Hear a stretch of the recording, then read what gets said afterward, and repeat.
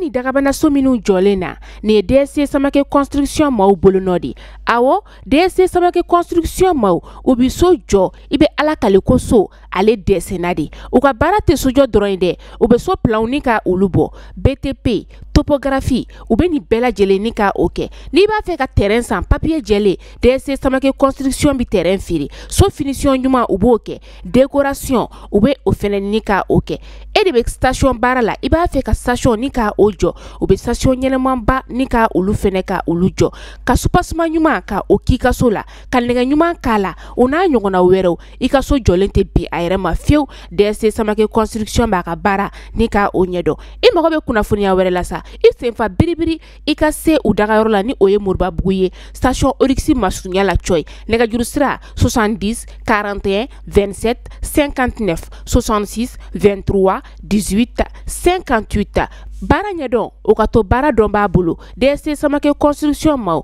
u b'u ka baara u b'a ɲɛdɔn.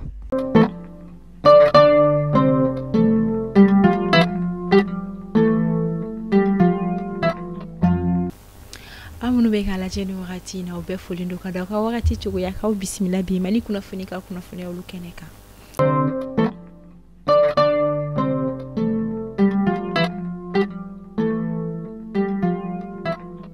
Kunnafoni damne la ka sangani conseil des ministres min kala araba don temene novembre kalo kilemuga ani wolofla anga jamana France fanga nyema général d'armée Assimi Goïta akoni kala turu kuma do kan kosobe min yere koni jamana nyema sigi kala fili baraw be se kala pentuga mina jeliya konna la wala sa ka se ga dansiki ke France fanga la anga jamana konna la ore okumu kono kunungo tenendo décembre kalo klefla anga jamana ministre nyema ni oye général de division Abdoulaye Maigaye ayesina bolike kata autorité indépendante de gestion des élections koni tigla maw yoroni o koni EG munu ka bara benno jamana nyama sigi kala fili ko nyaw nyana bole ma nga jamana konna la wuri ka jodi sira bole kunte do ware wala sa jamana nyama sigi kala fili baro ko be se ka damne chugo mina wala sa aka se ke jeliya konna la wala sa ka siga dan ko ni siga me wakati mna ko safra che fanga o ko nyaw ulu yere koni na wuri ka jo ko nyaw de wala sa la yunu be se ka sabati chugo ya mina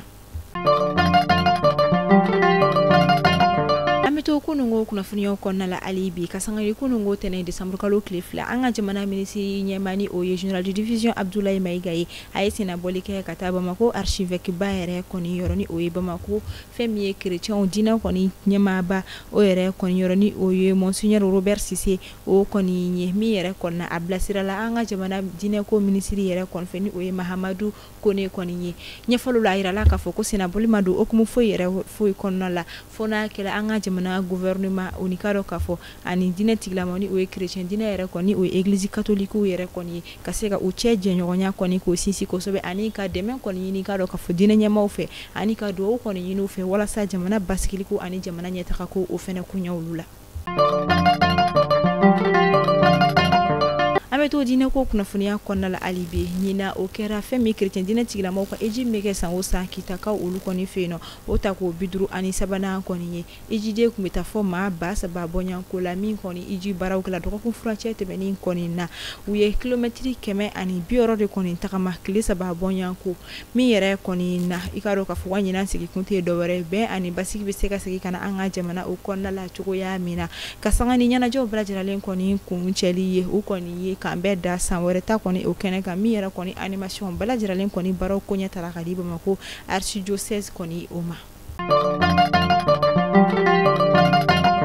mindor mimi anga jamana koloni abifuma ko fekola SA kasangani nyoko fambalia o kono ani kado ka fo société minière canadienne mi fene be noni abifuma ko B2 Gold Corporation olu fene kono ni nyoko syndicat mini abewele ko syndicat national des constructions civiles des mines et de l'énergie ni oye sina comme o koninye olu koninye l'assemblée de koninke kasangani aye mindor mimi anga jamana koloni abifuma ko fekola SA aleni kado ka fo société minière canadienne mi fene be ni oye B2 Gold Corporation koninye ni o koni beni société koni nyogonche o de okumu konna la sina komere koni ye kado kafo l'assemblée koni ke ka yira kafo ko o koni ye grève do koni uyo bolo damin koni mesdames novembre kalo kile muko ani konontoni abito sina fo de décembre kalo kile duru nata uye kuna funya nyore koni ndi do kun la ban wakati kasangani juma do temene nyemi yere koni kera o ka kuna fundi la jara koni se fait bourse de travail konna la mi yere koni si fait mi sina comme yere secrétaire général kumeni oye Moussa Jare fokata si o ka comité ye secrétaire général fɛnɛ kɔni ma ani k'a dɔn k'a fɔ FECOLA yɛrɛ ni o ye société minière yɛrɛ kɔni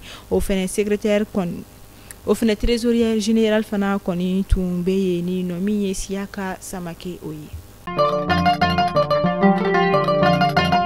Fɛn min ye journée économique du Burkina Faso o bɔra kɔni nun dɔ la an ka jamana faba kɔnɔna la ko ngo centre international de conférence de Bamako o kɔnɔna la fɛn min ye lajɛ min yɛrɛ kɔni kɛnɛ kan yɛrɛ kɛnɛ kan an ka jamana ministre min ye ministre de l'administration territoriale de la décentralisation ni o général de division Abdoulaye Maïga o kɔfɛ ni an ka jamana ministre ɲɛma fana kɔni do ale tun bɛ kɛnɛ kan fo ka taga se fɛn min Burkina Faso ka lasigiden min an ka jamana kɔnɔna la ni o ye madame Dambele Julienne Sano o kɔni fo ka taa se an ka jamana ministre de l'industrie et du commerce du Mali Moussa Alassane Diallo kun bɛ o kɛnɛ kan ka taa se fɛn min ye Mali Niger ani Burkina Faso olu ministre lakaw caman kɔni tun bɛ ni journée yɛrɛ kɔni talen don k'a da ko Burkina Faso kɔni sɔrɔ o ko ɲɛ olu yɛrɛ ma min baara bɛ ka kɛ an ka jamana kɔnɔna la ni wagati in na.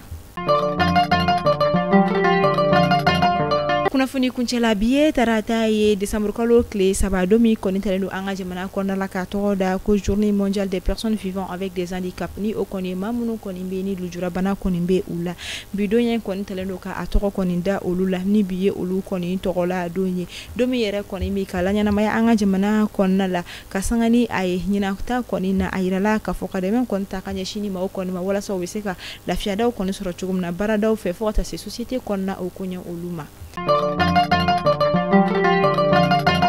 Mali kunnafoni bɔlɔ sira la jabagaw wa kulo garisɛgɛ kɛra ni kunnafoni adama de bi aw kan bɛ sini ni ala ma basi kɛ ni aw la ala k'an si jɔ kuma kɔnɔ k'an ka jamana basigi.